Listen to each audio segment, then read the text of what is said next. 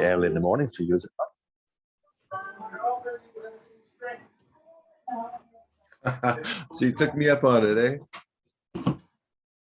Yeah, why not? It's I'm in a place in Landon, Brixton. I think it's called Eddie.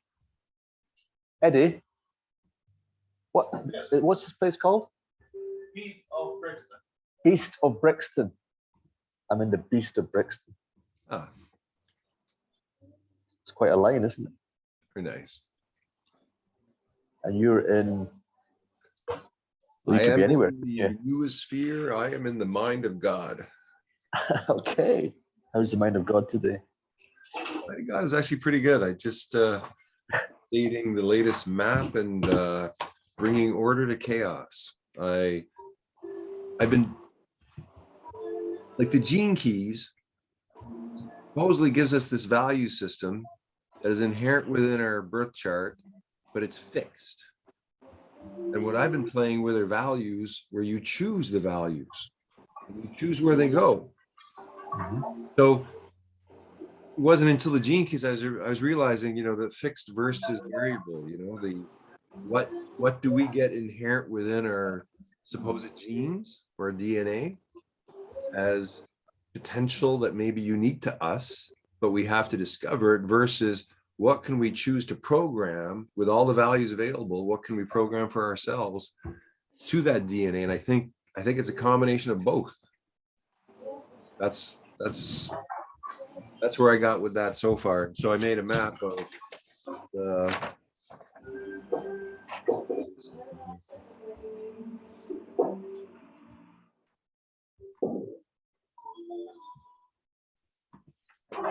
so these words are the gene key values, the gifts that are within my chart. And then these words are the values I'm choosing, and I'm just re-choosing them for a new season, maybe a season. Each season I'm going to change them. And so I took some cards and did some, and I wanted some divination. I didn't want to choose it. I just wanted to let the universe give me something. So anyway, that's what I've been doing this morning. And I'm making videos to explain the synergy. I'm making videos to explain these two. Synergy lens and flow lens. Yeah. So you love creating content, yeah? Yeah. I mean, this stuff's, it's interesting to sort of try to speak out the manual to finally get to the point of trying to explain it, you know, actually trying to explain it, where I haven't really been doing that much. So, yeah, I'm making progress. And I got up at 3 to do that. So I've been up, well, that's since in my life, I found that a good sign if I'm getting up very early, inspired to just get up and do something or create. That's a really good sign. Yeah, so linking into that, I've just been moving around the country, staying in various places, having conversations in person and many online, and a lot of it is regarding, well, it's similar to what you're saying. It's that there's this, seems to be in the zeitgeist, a movement towards repurposing spaces, like physical spaces, whether they be, you know, buildings that are run down or old farms or, you know, places like that for, let's say, emerging paradigm projects, which it's not very clear if these kind of new projects are going to succeed or not. A lot of them just can't get the support, the backing. We're still living our lives with old paradigm values and ways of being, falling out, shouting at each other, then just getting fed up and carrying on somewhere else. So maybe it will be 2 or 3 generations before we learn to get along. But at least we're placing these, putting placeholders there and actually having conversations. I spoke to Praz and Mark Wagner yesterday, and I may be going to see Praz Ibiza and hang out with him and see what's happening there, because that it's like, I don't know what Vancouver's like. I'd love to hear that, but in certainly in Ibiza, it sounds like there's a community of people who are at least in their thinking every single day. They're thinking of the, you know, they're not. So that makes a different petri dish of potential conversation that lead to something. And if there's money around and people saying, yeah, like that, do it. The key for me is that I don't see how the old model of financing anything can support what's emerging. So either it's people leaving stuff in their wills or just saying, here, just have $500,000, do what you want with it. You know, experiment, lose it, try and create something of value. But yeah, so that for me, these catch-22s of, will there be a point where someone just, I'm going to give you half my money, I don't care. That feels to me more freeing than someone saying, I need my money back in 3 years. For sure. I mean, to me, in every community, I'm sure there are philanthropists or people who do have something who are about to die, that if it was set up right, like if it was sort of I don't know, like maybe just blockchain transparent, where you know exactly where the money's going. Because I think people are just sick of corruption, and they're sick of people just stealing. And yeah, they want to make sure it goes into the right hands. And I think if that's set up right, that a huge channel could open up. Well, it's these. I mean, one of the main conversations yesterday was regarding the concept of trust and how anyone with money says, I trust you to put this money towards that, which is going to lead to something good. Whether I don't care if I'm going to give you 2 million, then as long as people have fresh water, that's great. Thank you.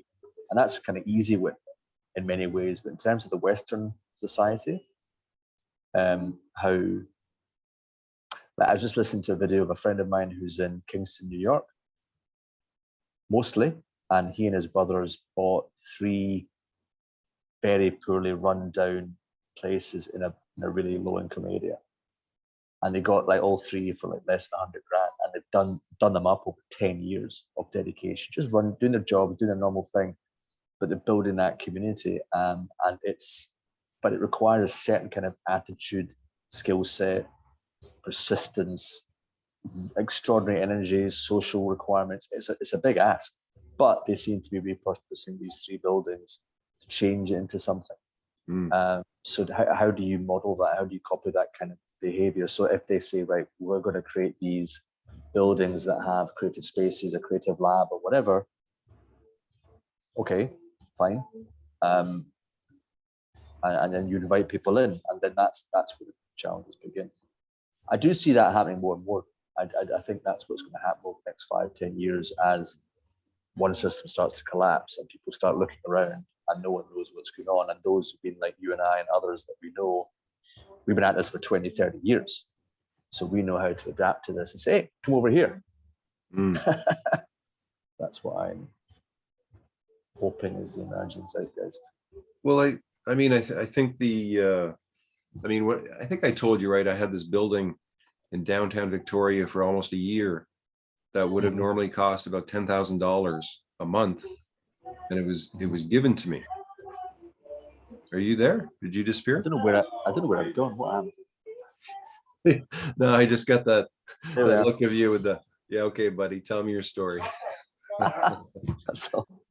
So anyway, so I had this like a 5,000 square foot building, massive building downtown for almost a year, where I'd met this guy, and at a health trade show in front of a conspiracy booth, we had a 5-minute conversation.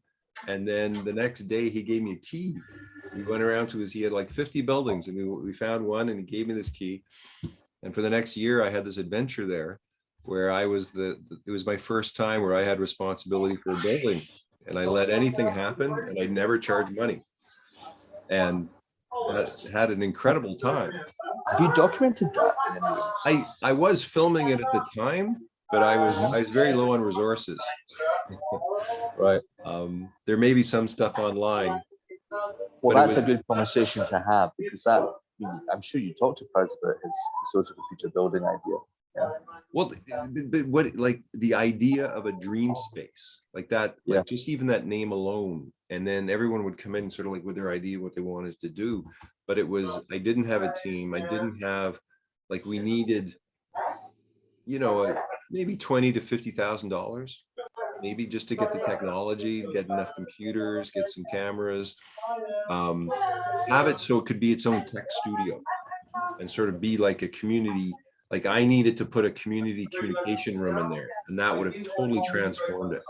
And I didn't have, I was just doing the tables. All my stuff was quite far behind in terms of development. But now, if I had like this massive building and then the community communication room, I think as soon as you prototype that, as soon as you show how necessary it is and how important it is to generate that local economy, to get the artists going, to get the inventors going, because then you create something that can help those people out, and they're the ones that are coming up with the new things. So I'm gonna speak on that. I'm gonna get this guy just called me. I'm just gonna text him. I might disappear for 30 seconds. I've got to text. I'm just gonna get a cup of tea. I'm just gonna get a cup of tea. Okay.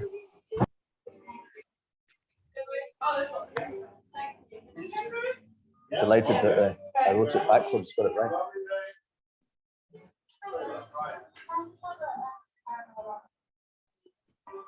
Yeah, sure. I was going to pick up on. So, past few days. Can you hear me? Am I? Yeah. Past few days, I was in Wales, in Cardiff, beautiful Wales. Which, if anyone does listen to this eventually or at any point in the future, it's about 2.5 hours from London, due west, Wales, different country. And just meeting with people who are trying to do that, repurpose a space. And in terms of one of my interests is in repurposing spaces, because I think that's going to be an activity that we're going to be doing in the future as a network of people. It's so that it's who owns the space, because if someone said, this is my space, I want to do something, what do you think? Then it's like, how do you dream in a vision for a space that fits that specific space, the area, the land? You know, what does the land want? Do people listen to the land? Do they even give offerings or recognize that there are other beings in that space, not just the humans? There's that aspect. And then there's the, once you've got an idea and you say, okay, we're going to do stuff here, you've got to get the message out. And a lot of people just don't have those skills, the money, the time, whatever. So I'd like to have a vision where there is a network of people with the investment, the places and the people and the models that just basically just be simply connected up. And then if this is one of the things I was talking with Praz and Mark, a fiduciary, not like a grants body, but a fiduciary team of people where the big investors can say, right, we trust you. So say, okay, there's a building, Elijah's found a building in Vancouver. He's got the models, we're going to apply those prototypes and off we go. That should become easier once it's done, prototype well in one place. And then it just becomes applicable everywhere. And then if anybody says, hey, look, I've got a building, I've got this factory or warehouse, we need that support. And then you just plug in all of your tech, other people's content. And the key is having the hosts who can, people come in, they're hosted, they're welcome, they feel good. That as, so I'd love to hear from your experience, what are the key, if you can wing it off the top of your head, when you've got a space, what are the key elements to that, to doing it well? And what are the fuck ups?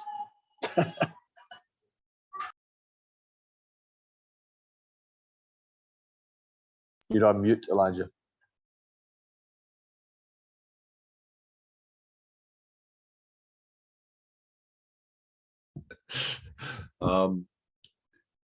That's a good question, because there was something specific I noticed, and it was very important. It was that the space actually almost had 3 customers or 3 different needs that had to be sort of addressed. And there might be 3 spaces, or timing when you're moving different types of people. Because I mean, there was kind of like, there was the homeless people that just needed a space to get out of the cold and eat and just have a place different from your normal places, where anytime I went in there, it didn't kind of seem like a homey, fun, creative place. It's just kind of like a government run place that's kind of the energy, they don't put much stock in color or music or fun, right? So that then you had sort of like the bright youth. You had the youth that needed a place to really create and connect together. And you know, they didn't really want to be around homeless people. And you know, they wanted the space to themselves to create what they wanted to create. And then there's like a third group of artists that were sort of like, they needed a place to create, to sort of get their work going. It was more like a business thing. The artists needed a place where they needed to sort of work together. And so each one of those spaces or people were very different in mindset and sort of interfered with one another. And because at Victoria at that time, the homelessness, like there's over 1,000 people in Victoria, could be up to 2,000, you know, between 1,000 and 2,000. And at that time, there was a lot of attention upon it.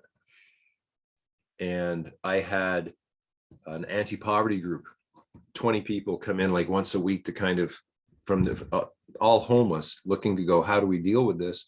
And then there's another meeting at City Hall of all people who had big salaries, trying to figure out how to solve the problem, but they never came together. And that was another big thing of, you know, where's a place where there's an even playing field between all sort of stakeholders and all people.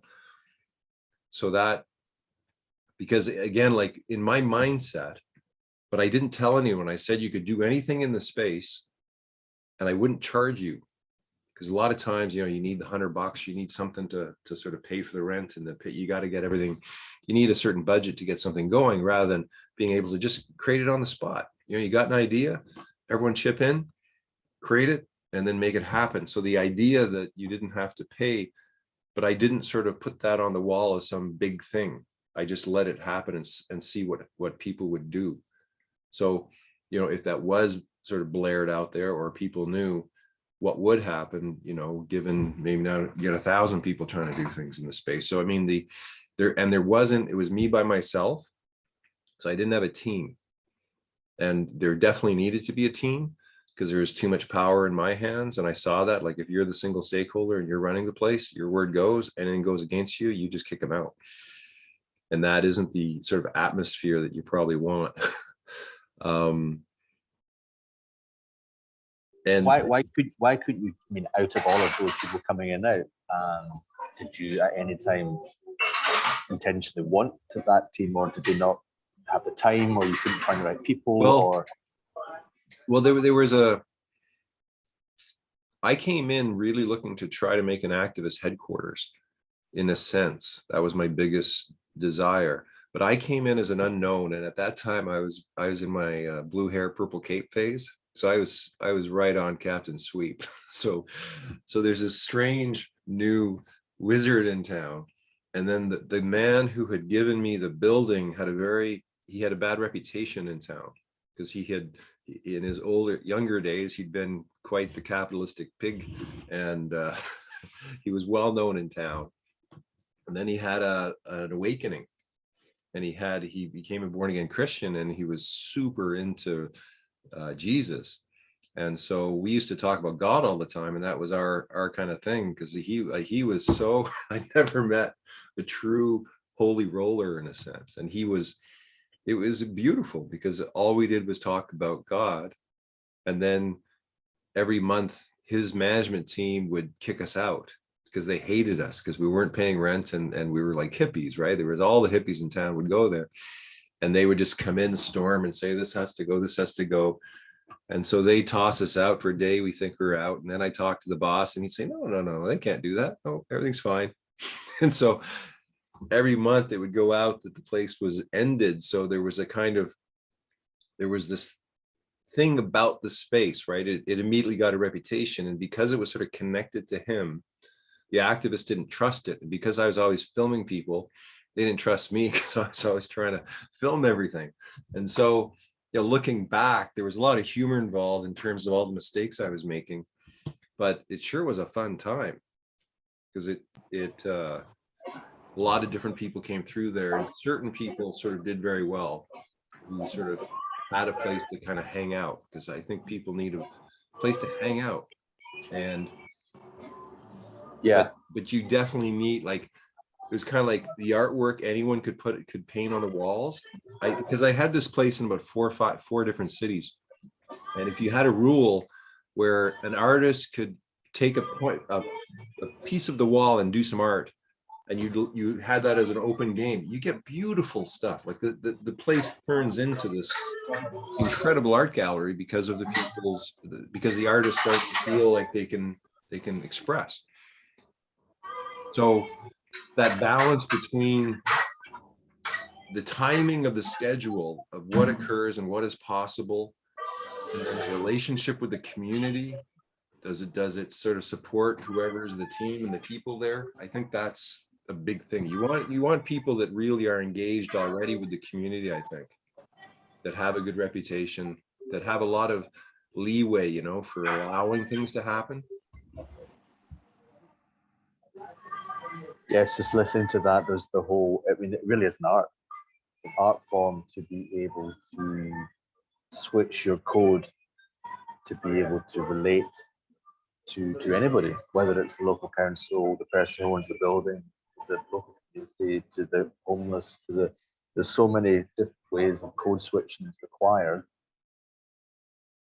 Individual group wants, how can you is it possible to meet all the needs of every single different stakeholder in a group, and that people feel, this is a government run thing, don't trust it. This is a corporate trying to just take from us. They're trying to sell me something. So that I think it requires a lot of decompression. I think that takes learning, and for people to, when they go in, first of all, this is one of the part of the conversation yesterday, is if I'm walking around this area, say, I see a building and it's inviting me to come in, the first thing I'm like, what is this about? Who's in charge here? Is it just a one-off? Is it connected? Is there some kind of concept here? Am I going to be sold to? I need to be met very quickly at the door in some way, on your own, and there's like 60 people around. You can't do that. And then as soon as that happens, conversation flies off, you can't control it. So it's that balance of, when you come in, you know what it is. And in fact, when I did a very small scale in a room inside a college, which used to be like a science room, it was empty with white walls, and we only had 5 artists in there, and maybe only 1 or 2 at one time doing stuff. But just that simple free space created conversation that went through the whole college virally, and people kept coming there questioning. So the key for me is how do you steward those spaces well, and the balance of control, not control, emergence, scaffolding, and then who's paying for it. Because if it is free, then that really has to be that, so that if you were holding that space for a year, all power to you for doing that, to be able to try and manage all that. So if you're going to do it again, what would be the process? Well, I think they're like, the missing piece was that community communication room, which was like a project incubator organizing system.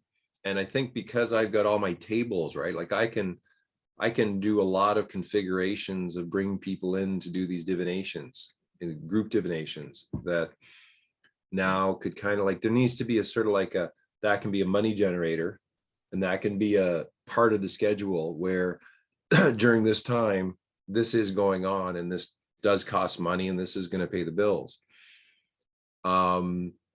Then you have sort of like, it's just like, again, if you have a bigger space and you've got more rooms available, while that's going on in the rest of the building, other things can be going on. So it's kind of like the schedule is huge.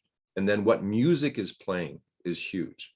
I think like the music of what's playing dictates what's occurring. Like, let's say you had like reading just general reading and quiet work time. And it was, let's say 9 to 11 every morning, and you played Mozart. And that's just the schedule. And then, as soon as it hits, we got lunch and we got, some speakers coming in, and now it's switching. So the conversation type switches. Now the music, let's say, switches. And now you've got some ambient background and somebody comes in to be a speaker. And then let's say from 1 to 4, you've got a whole school coming in and you're doing a series of fun exercises. And that's the whole space is booked. And so it shifts to that. Now facilitators come in, they're being paid, and now the space is used for this. Then as soon as they go out from 5 to 7, it's just cash time, switch over time, nothing, you can do whatever you want. There's a cleanup after the afternoon, and then you're getting ready for a 7 o'clock session where half the space is being used by 2 groups to do X. So half the space is now open, and so the schedule is everything. And then, but allowing, like, I think again, like everything should be on wheels. Everything, like it's like a movie set where everything can be switched around to be configured to do something, and that there's always the ability to sort of record and sound record. Like cameras are set up. So if we do want to add in that aspect, we can. And again, that's something you can charge. So you are looking at it as being a place that does produce revenue, but it's very like everyone is going to want to be there all the time because it's going to be so good. Because when people really get that, wow, you can change the space, you can be as creative as possible, you can broadcast to the world, and then boom, switch it, and all of a sudden you're in a meditation for an hour kind of thing. And it's I think now, because I had the space, I didn't have my tools. Now I got the tools. Now I want to combine it all together. So, but again, kind of like I would be coming in, let's say, as a Dreamspace programmer, have the place, let's say, for a month to 3 months, paint it up, add the tools, add the tech, and then I'd want to go on and do it somewhere else. Like, I think I'd be more interested in setting them up, because that's the kind of like the fun part.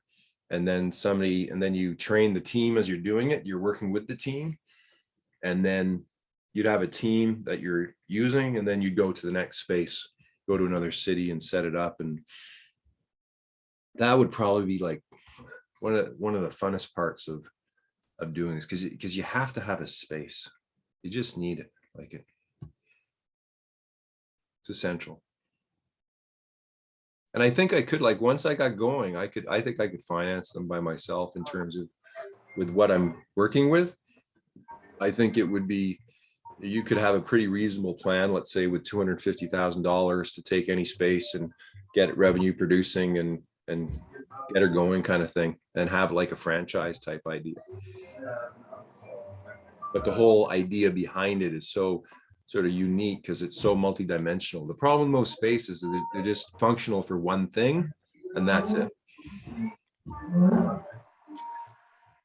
Yeah, and the concepts, yeah, there's one group running it with certain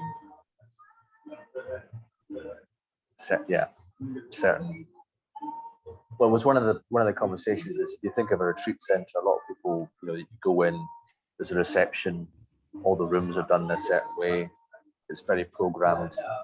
There's not much you can do. There's not much creativity that you can input into it. You're there to receive and rest and just be looked after, which is a very common thing, because people need that. But then there's the spaces where, okay, now you've done that, you're ready to recreate yourself or do something new, a different kind of space. So it's these different spaces. Yeah. And I think if you had like a really good set of artists, and those artists are kind of like the core, it could be, again, like 5 people. I've been in a situation where I was doing a Halloween set in an art gallery with 4 other artists, and it was one of the best times of my life. I mean, it was creating with other people. Somebody kept on bringing in new resources from this thing that was being ripped apart. and we had a glorious time for 2 weeks. And I think that if you sort of thought in terms of themes and switching themes, and the artists get to do their art, but then they can teach, then they can facilitate, then they can, they can do things in the background while things are happening, and you sort of have a core team, and that core team really works on their synergy. Like, I think really works on, how do we connect to the kids? Because I think the kids would probably be, the youth would be the most important part in one sense, and the generational connection to the mentors. I think that in the background is like, there'd be a lot of artists, mentors, and then younger people, and they'd be sort of in and out of all the programs, and sort of not just in the space, but outside the space, doing beautification projects. Because I think a big thing would be, it'd be like a hub, and then you go into the community and you do these larger beautification and projects that get the kids going. Have you ever seen anything like this anywhere else in the world? Or, I mean, there's plenty of people talking about this, of course, but we have various levels of experience in similar things, art spaces, empty spaces, in the world. But why isn't it more common? I don't know, probably because the artists never have the money, and the people with the money, are always looking to make the buck, kind of thing. So yeah, I think the thing that was unique about this was he had a true sense of philanthropy. He had 50 buildings, he had empty buildings, we connected. He liked the idea, he liked me, but he was also in this, he was seeing me as this somebody he was trying to connect at a deep level with about his spiritual world. And so, that's almost at the top of I think that, his sense of true service. He was very detached from the project. Interesting, because I've met in my time, you can tell when the person you met, like I met someone not too long ago who genuinely has done the inner work, and for whatever reason has access to money and genuinely wants to do good for the world, may or may not have a model of how best to do it and wants help, and still not quite sure about the control, letting go of control of, no, I want to do it this way, it has to be done this way because it's my money or it's my legacy or whatever. But I think that is changing. I think, and it's going to change. That's what I feel, and I hope is that keeps on changing, where people who like you're the man you met, just okay, 2 buildings, have it. Fleming, who I knew had was given a building in Santa Monica years ago in the late 80s. Just had 2 couches. Out of that came the New Civilization Network with 10,000 people in it. It's all you need. The right people, space, and I guess a certain intentionality and level of awareness within the people that are doing it. Yeah. I think what I would also add is like this, the idea of the operating system and the idea of having some structure and sort of training people to run the space in a certain way. And I think you have to have, let's say a core of 4 people, and then maybe a larger team of 12, and then a methodology for training to occur. And so, I mean, to me, the system should be sophisticated, and a lot of it's going to take a while for it to get to where it truly would, let's say, support a shared knowledge community. Because to me, it's like the hub of the shared knowledge community. So it's actually a space that nurtures 144 people to come together in some sort of enterprise. So that's a step above what most people will think about, but within the design, of at least what I'm working on, that's a big piece of the puzzle, right? Well, yeah, I mean, it's say to give it my example, I'm in the UK, and I'm seeing now, this is my intentions to find places like this. There seems to be, let's say, an emerging zeitgeist of people with land or estates or buildings that want they've heard of regeneration and rewilding. I want to be enrolled in that. They're clearly seeing that's what's happening. So it's like, okay, but how do we link them up? So it's not just isolated things that are going to pop up like mushrooms, then we just don't be killed off. So how do you create that mycelium and weave together and have those dialogues and conversations so that they're not cannibalizing on each population. So in Scotland, which is not that big a place, not that many cities really, if you're in Glasgow and you don't want to be, oh, do I go here, here, here, here, or here, and then start to compete for the people to go and visit the audience. So because there is a place now it's happening. It's an island, thank you. It's an island in Butte, and he's very focused on currently work in business or in corporates or in large companies to develop different ways of behaving from inside companies. So he's got a space that he's slowly trying to get investment for to be able to do that specifically, but it's very much his vision, his view. It's not a free space. Yeah. He is inviting in local people. He wants to serve the local people and local populace, but it's very much, it's my land, it's my vision, this is what I'm doing, which is fine. That's his next step. I think there are needing to be places which are completely, well, other way, more anarchic, more, yeah. And then it's finding those combinations of as we're speaking here, I've got telegrams coming up from a guy the guy we spoke about, who's in Kingston, New York, regarding the Web3 stuff.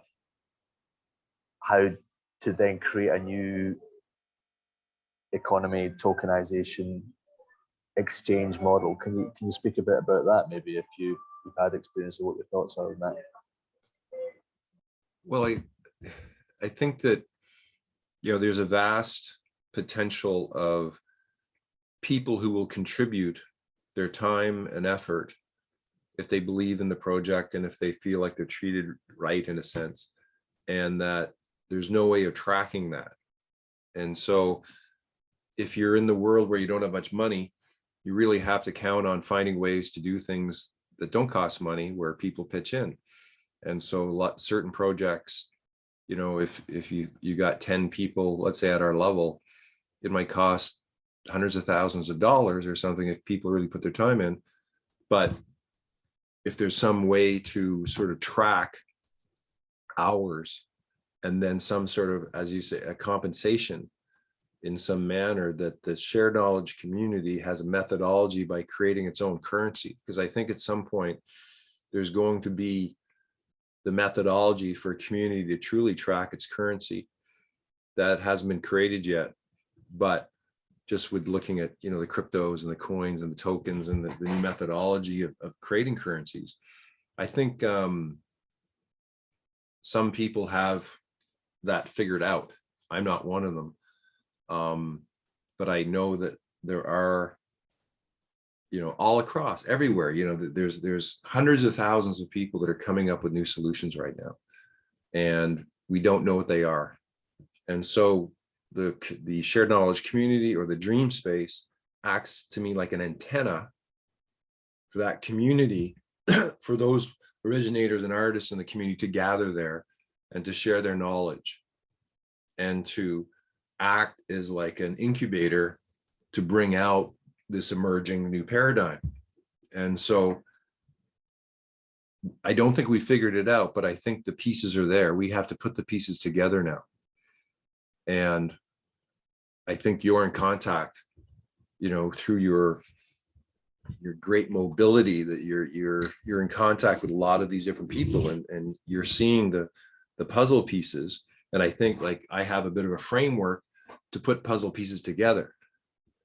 And so I think that each person has a bit of their own function, and we just have to start operating a little bit stronger as a team to see how to put the puzzles together to build what I think is coming through us.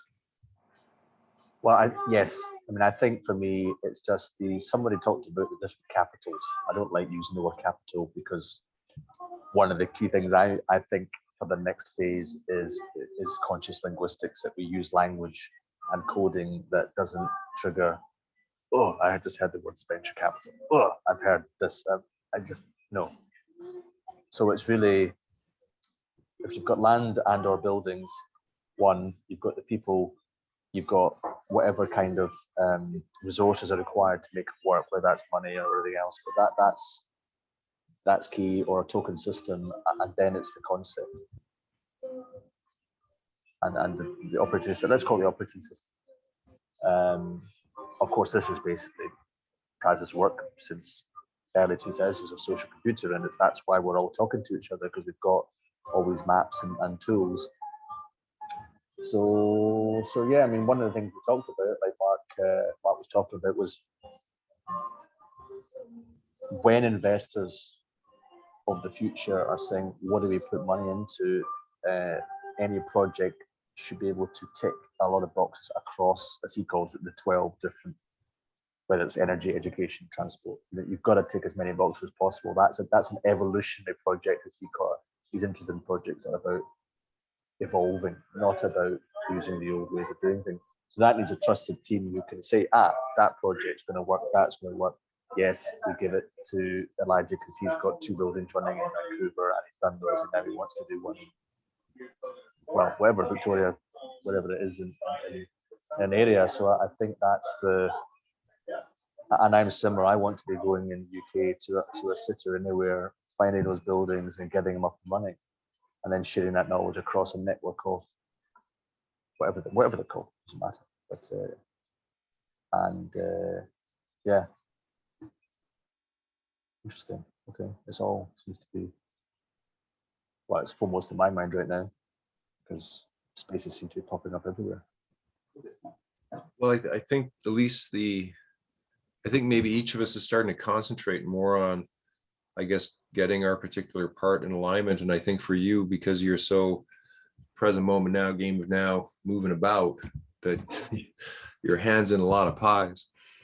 But that itself is sort of like the gift which you have to connect the dots and to see what's missing and to start to, I think, communicate to people in a manner that shows something bigger is growing here.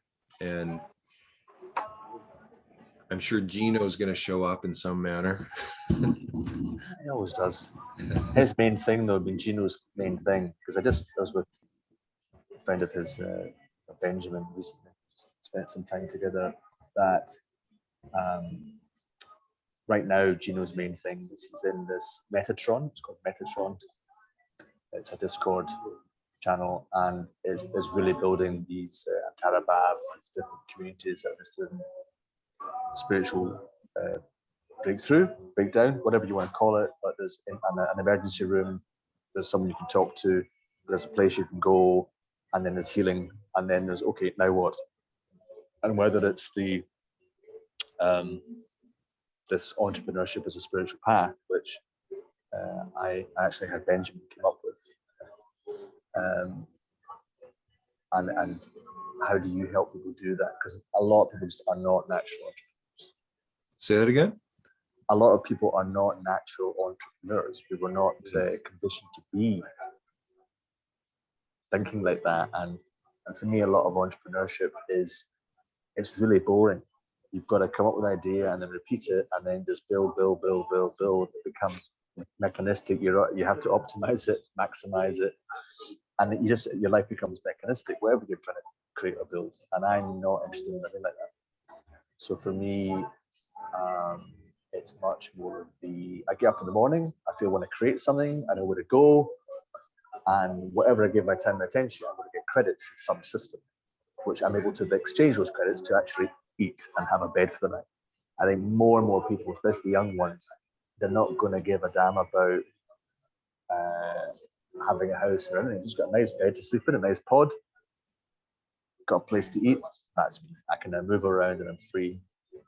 And it was great. It was Benjamin who said this, actually. People who've got very big houses, they often live in just 2 rooms. They don't live in it. The rest of it's just sort of there. Just do not optimize spaces in our world for, that's the old idea. Got money, I'm going to build a massive house for me. Now the future will be, okay, let's repurpose that.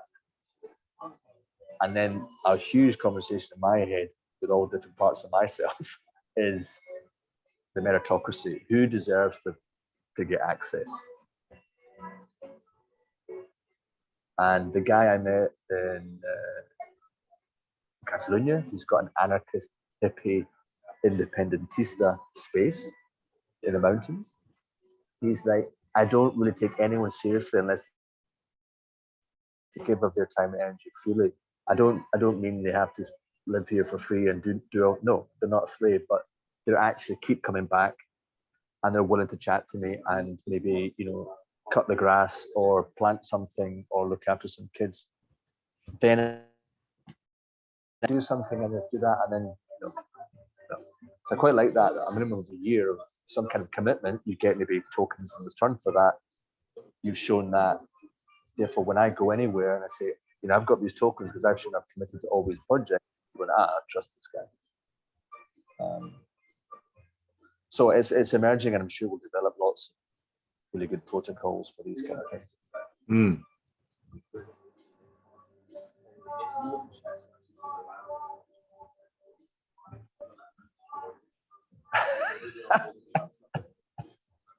What's that? Anything else? What else is on your mind? Or in your heart, or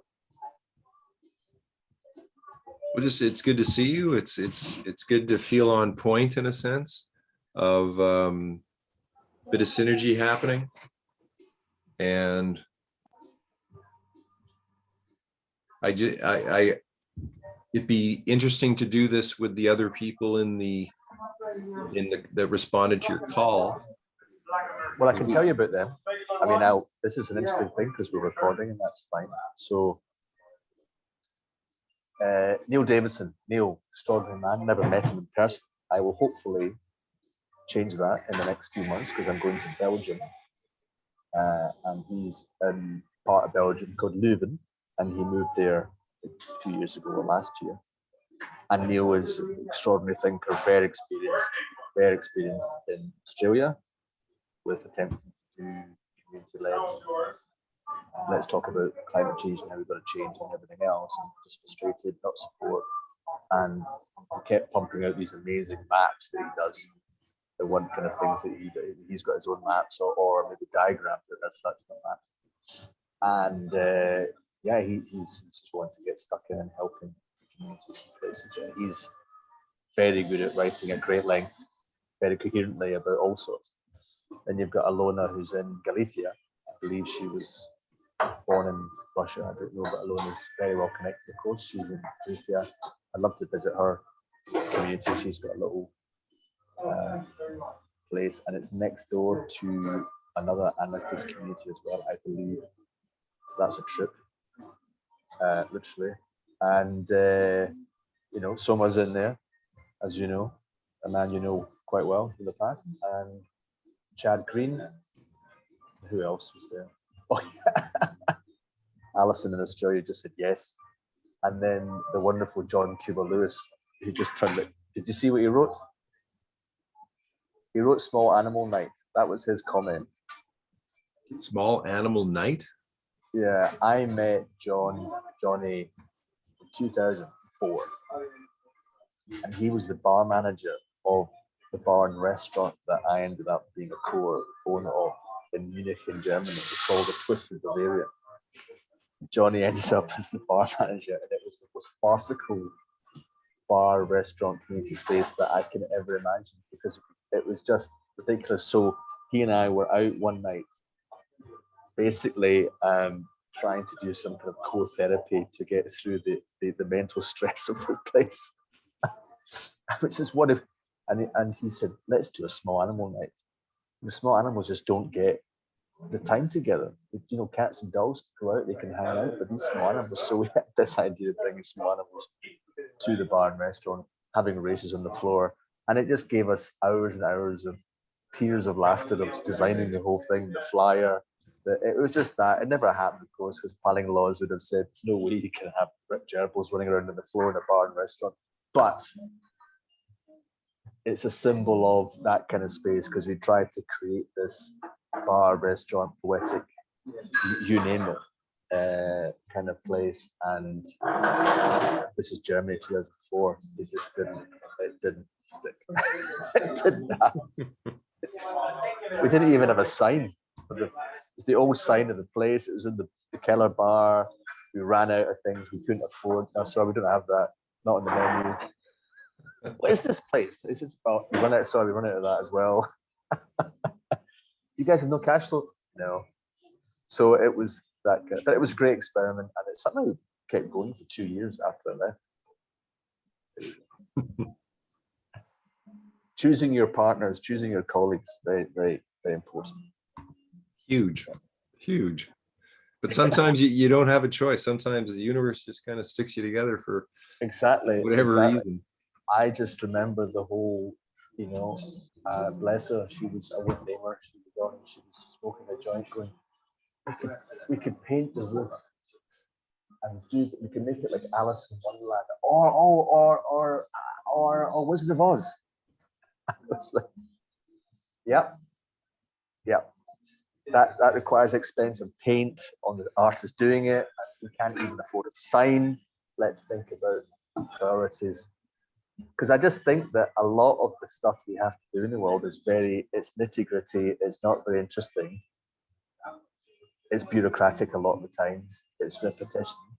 The idea is basically, hey, let's just, get high or, have some drinks, let's chat about what this could be. You could do that for days, but then, right, we now have to do something. That's when the doers and the makers and the creatives come in, because the others, the dreamers, they have their own space where they can do what they want. But, yeah. Well, you definitely need somebody who's good with paperwork, and it would be neither you nor I. I don't mind paperwork. I love it. I love doing it when I need to do it, but I'd rather not be doing any of it. I don't think with AI coming in, we don't need to do as much. We just say, yes, yes, yes, click that, it's done. Yeah. Okay, well, maybe what we can do is I'll load this up and we can put it in that that thread and show them that we did it, and maybe invite them to go to the next one. Yeah, just say, hey, we chatted, so hi everyone. Did I forget to mention something? I said Neil, Alona, Chad, Alison, Soma, Johnny Lewis, you. Yeah. I mean, it sounds like if I've made mistakes, and I apologize if I've said anything about anybody that wasn't correct. How about maybe maybe we can set I could then have an invite into the Zoom call at some time. When do you think would be a good time or day? I think it's with these things, it's just here.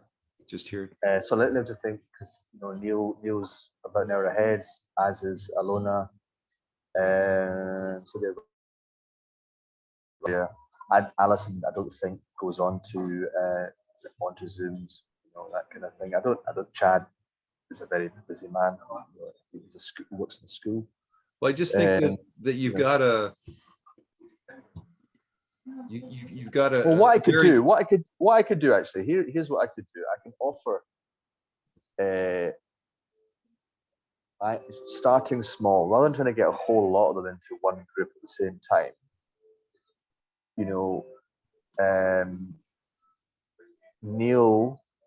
Neil is working very hard on preparing for his new project. So just the three of us to try and chat. I don't know. He might say, I'm too busy, I can't do this. But if it serves his work or he shares it, maybe that is of interest to it. So after this, I'll just say, hey, Neil, are you up for chat with Elijah around your work? Just sharing our work at the time. I'm down for whatever you put forward. I'd love to meet the people that I think they're a very interesting bunch, and I'm willing to support you in terms of the synergy of our connection. Cool. Great to see you. Have a good Great to morning. see everyone out there, and Okay. we'll see you all soon.